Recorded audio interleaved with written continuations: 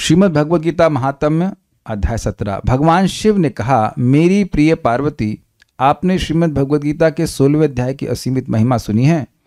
अब कृपया श्रीमद् भगवद गीता के 17वें अध्याय की अमृतमयी महिमा को सुनिए। राजा खड़गबाहु के पुत्र के पास दुशासन नाम का एक नौकर था जो बहुत चालाक और असाधारण रूप से मूर्ख था। ये समझ में आया?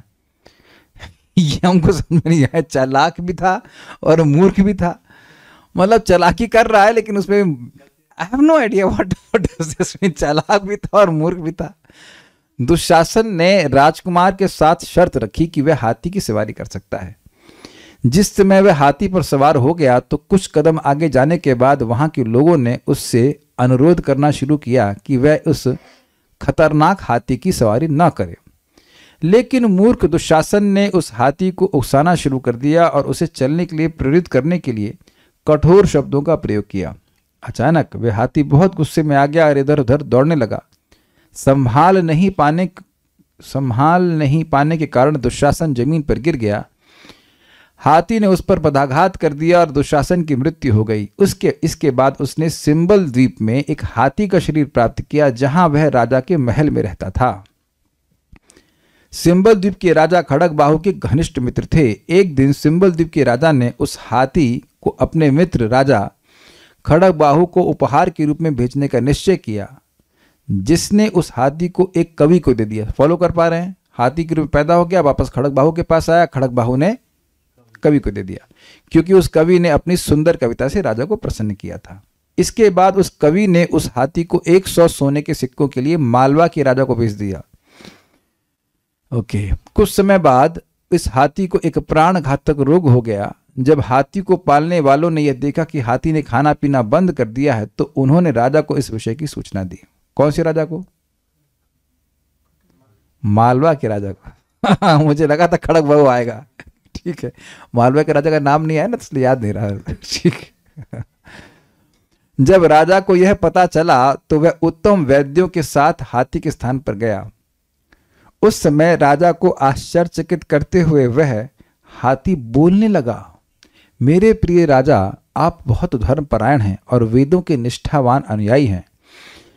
आप हमेशा भगवान विष्णु के चरण कमलों की पूजा करते हैं, तो आपको पता होना चाहिए कि इस समय इन औषधियों और वैद्यों से कोई लाभ नहीं होगा, न तो किसी भी तरह के यज्ञ से मृत्यु के समय सहायता मिलेगी। यदि आप मेरी चिंता करते हैं और मेरी सहायता करना चाहते हैं तो किसी ऐसे व्यक्ति को लाएं जो प्रतिदिन श्रीमद् भगवद गीता के 17वें अध्याय का पाठ करता हो। तो आप समझ रहे हैं कि पाठ का महिमा वर्णन हो रहा है।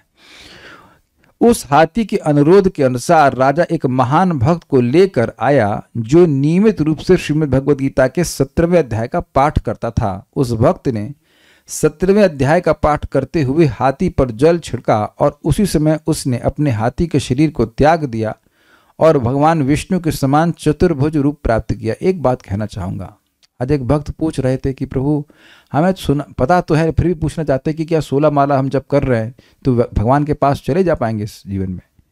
देखिए, ये जब वर्णन हो रहा है यहाँ तो वो 16 माला नहीं जब किया ना, तो ये घटनाएं सत्य हैं, लेकिन जरूरी नहीं कि हर किसी के संग हो, लेकिन किसी के संग भी कभी भी हो सकता है। कल वैकुंठ में हो सकते हैं, सीधी सी बात है। इसलिए व्यक्ति को अपना कर्तव्य करते रहना चाहिए, क्योंकि आप देख रहे हैं कि जो 17वें अध्याय का पाठ कर रहा था वो वैकुंठ नहीं गया। देखा आपने कि नहीं? जो रोज पाठ कर रहा है वो वैकुंठ नहीं गया, और हाथी ने खाली इस पर जल जो करने वाला था उसके द्वारा जल को प्राप्त किया और चला गया। तो भगवान निर्धारण करेंगे कौन जाएगा, लेकिन जिसने भक्ति को स्वीकार किया है, गीता का पाठ कर रहा है, जप कर रहा है, वो भगवान के पास जरूर जाएगा। भगवान देख लेंगे कब जाना है। वह तुरंत एक पुष्प विमान में बैठ गया जिसे उसको वैकुंठ ले जाने के लिए भेजा गया था। उस विमान में बैठते समय राजा ने, कौन से राजा ने? मालवा के राजा ने उनसे अपने पिछले जन्म के बारे में जिज्ञासा की और दुशासन उन्हें सब कुछ बताने के बाद वैकुंठ चला गया। जिसके बाद सभी नरों में उत्तम मालवा के राजा ने श्रीमद् भगवद गीता के 17वें अध्याय का नियमित रूप से पाठ करना शुरू कर दिया। थोड़े ही समय बाद उन्होंने भगवान श्री कृष्ण के चरण कमलों को प्राप्त कर लिया। तो आप देख लीजिए कि ये सब बातें आपको नहीं समझ में आएंगी अगर हम लोग इस महिमा को ना सुने, है कि नहीं? अरे ये क्या संस्कृत बोलने लग गए। अब ये बताइए कि हाथी को संस्कृत बिल्कुल नहीं आती है। अगर जो भक्त नहीं बोल पा रहे हैं तो अगर यहाँ उच्चारण हो रहा है तो सुन तो पा रहे हैं ना। आप संस्कृत बोल नहीं सकते, संस्कृत सुन तो सकते हैं, मलयालम बोल नहीं सकते हैं, लेकिन अभी कहेंगे हम मलयालम सुन भी नहीं सकते हैं, ऐसा तो नहीं होता है। Is it not? कन्नड़ सुन सकते हैं, सुन तो कुछ भी सकते हैं, भाषा कोई भी सुन ली, अरबी सुन लीजिए, इसमें क्या फर्क पड़ रहा है। सुनने का ही इतना बड़ा प्रभाव है। तो we should pay some advice on that, pay heed to this. Will stop now. Shrimad Bhagavad Gita की जय, श्रील प्रभुपाद की जय, निताई गौर प्रेमानंदे।